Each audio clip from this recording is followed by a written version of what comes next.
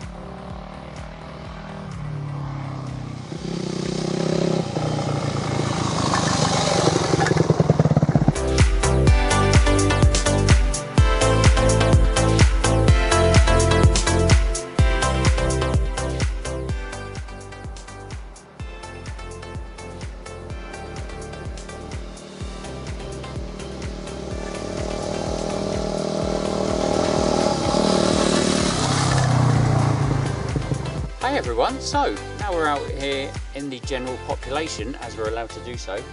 I've been out a few times on this, and as you may remember from my last video, or the video before that, I can't actually remember, I had the Michelin trackers fitted for the MOT. Trouble is with around here, down here on the south coast, we've probably got about, to get to green lanes, you're probably talking about 75% road riding and 25% laneage. So there's a lot of tarmac in between getting onto the lanes. Now I'm here on the South Downs Way in between Clanfield and East Meon. Butser Hill is that way. I'm heading in that general direction up the hill. So, but I've been out on these tires, been out on the bike now for maybe about 3 or 4 times. So I've had a chance to survey them and see if they're any good. Now I quite like them, and as I said before, my off-road riding ability is fairly limited, very limited. And so I was just comparing them to the AC10s. Now I actually prefer these to the AC10s, but I think that from my experience, the AC10s actually wear a little slower, because I had the AC10s on my Honda XR400. So these are on a slightly smaller bike, probably a bit more powerful though, to be fair. And bearing in mind also that the XR was also a heavier machine. But like I said before, they have rounded off though on the leading edge. If you want to take a look, as we can see, they've rounded off quite quickly. So it's after about 4 rides.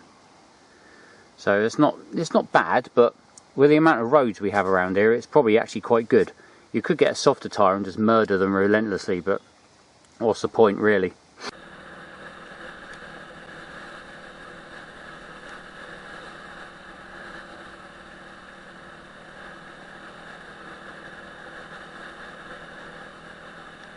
Hey, I just wanted to stop here to show you guys, actually, the awesome view that we have down here on the south coast of my camera there, and check that out.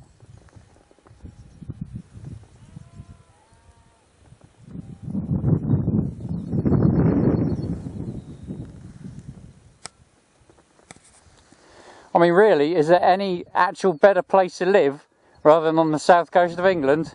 I think not.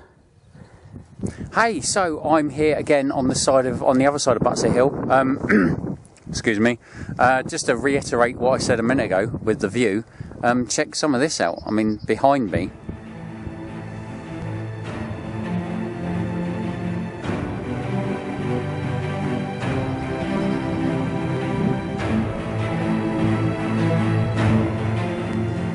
I mean, all that is like literally about 4 miles away from my house. So I've got the city one side and all that on the other.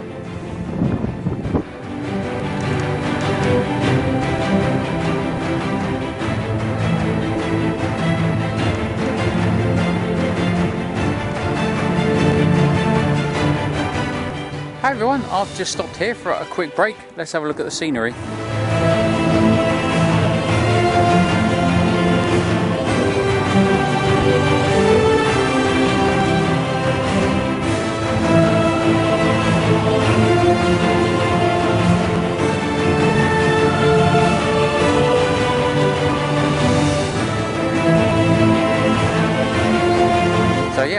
somewhere, I'm not sure where. I'm actually just off the Warnford Road, just off the A32, up the road from West Meal. So anyway, I've just stopped here for a cup of tea and a little bit of a break, and I just want to mention a couple of things. Also, as I've been out on the bike, I've had a chance to survey what I don't like and what I do like. And what I didn't like is that the bars were too low. Now, if you're like me, a normal sized person, I'm 5'11". I did find that the bars were actually too low, so I needed some bar risers. So here they are. I've got some El Cheapo bar risers. These were actually from China, and they were 20 quid, posted to my door. I thought about making some, but then for 20 quid I decided, actually, you know what, not worth the effort. Now these are Renthal 22mm bars, so they fit nicely. It is simply sort of get them out of the box and bolt them on. And so far, actually, I've found much improved over the rough stuff, so that's good. I'm just going to have a cup of tea before moving on.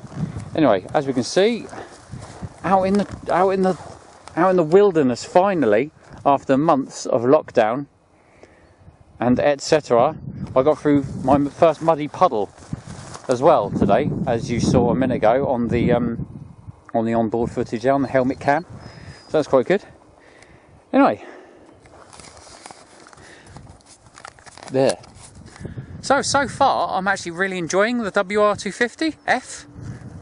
So it's a 2007 machine. It's probably not been loved particularly well, but I've got it roadworthy, and it's actually, I'm really enjoying riding it. So if you're thinking about taking the plunge, I would wholly recommend it. But just use your loaf and don't buy an old shed.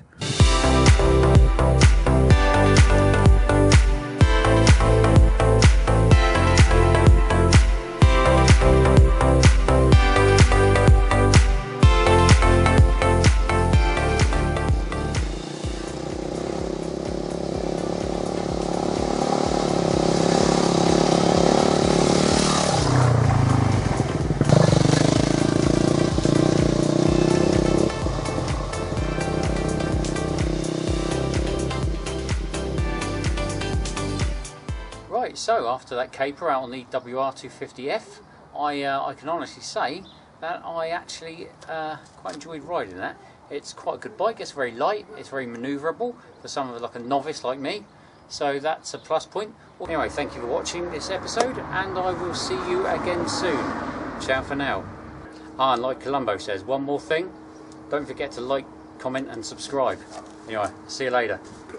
Well, further to this morning's ride, obviously I got home and discovered that the front fork leg is leaking.